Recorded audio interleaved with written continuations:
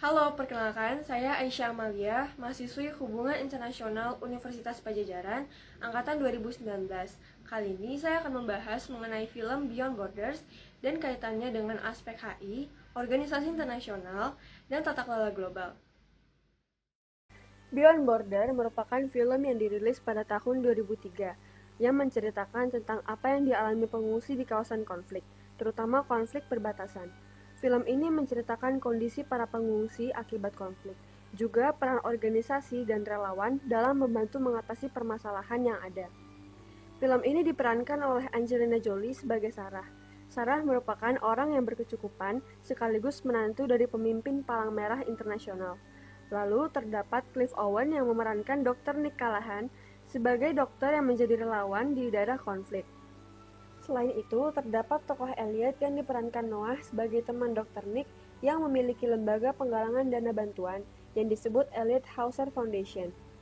Secara singkat, film ini mengambil 3 latar konflik, yaitu Ethiopia, Kamboja, dan Chechnya.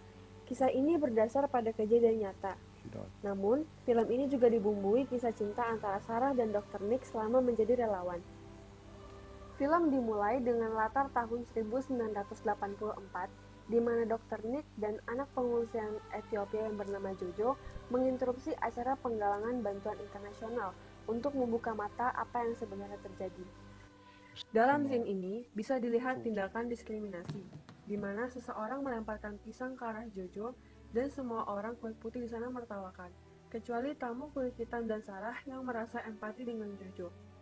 Mendengar kisah pengungsian di Ethiopia membuat Sarah tergerak menjadi relawan yang terjun langsung ke pengungsian.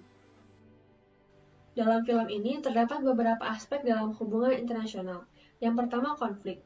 Dari ketiga latar tersebut, semua menggambarkan konflik yang terjadi. Di Ethiopia, diperlihatkan akibat dari kebijakan transformasi sosial di daerah-daerah yang bukan daerah perang.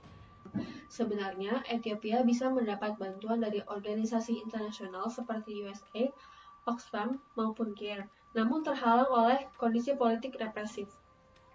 Sementara di Kamboja menampilkan perang yang terjadi antara Kamboja dan Vietnam setelah runtuhnya pengaruh komunis di Uni Soviet. Adapun di Chechnya memperlihatkan perang yang terjadi antara Chechnya dan Rusia dalam usaha Chechnya meraih kemerdekaan dari Rusia. Kedua, keamanan. Keamanan di sini dibagi menjadi 2, yaitu keamanan internasional dan keamanan manusia. Keamanan internasional berkaitan dengan keamanan negara yang dilindungi oleh organisasi internasional. Hal ini terlihat pada adegan pengawasan PBB yang diwakilkan Sarah dalam mengantar bantuan ke pengungsi di Kamboja. Namun, penyelundupan senjata dan penggunaan berkas rahasia yang dilakukan oleh Dr. Nick dengan CIA akan mengancam keamanan suatu negara. Aspek keempat, masalah kemiskinan dan kelaparan. Hal ini terlihat jelas di konflik Ethiopia.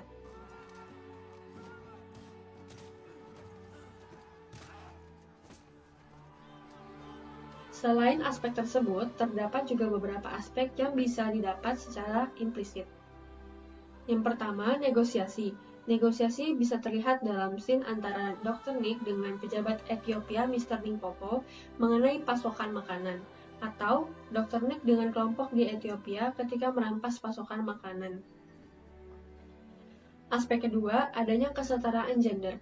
Film ini membuktikan bahwa perempuan juga bisa menjadi relawan ataupun bagian dari organisasi internasional. Aspek ketiga, adanya idiosinkratik, di mana kebijakan dari seorang pemimpin dipengaruhi oleh karakternya.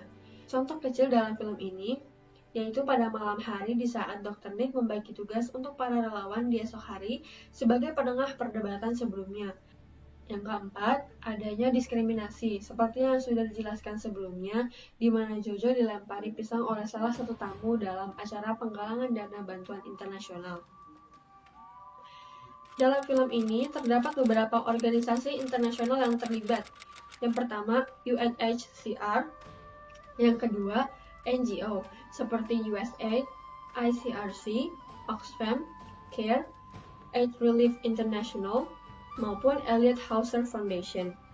Dalam film ini, tata kelola global digambarkan dengan tindakan ataupun bantuan yang diberikan dunia internasional terhadap wilayah yang sedang berkonflik dengan berbagai jenis. Misalnya, dari organisasi internasional yang disebutkan sebelumnya, contoh bantuan atau tindakan dilakukan, UNHCR adalah melindungi, memberi bantuan bagi pengungsi, dan menjaga pengungsi hingga menemukan tempat pengungsian yang aman. Sementara organisasi seperti USAID, Oxfam, ataupun CARE memberi bantuan dalam bentuk makanan dan kebutuhan pokok.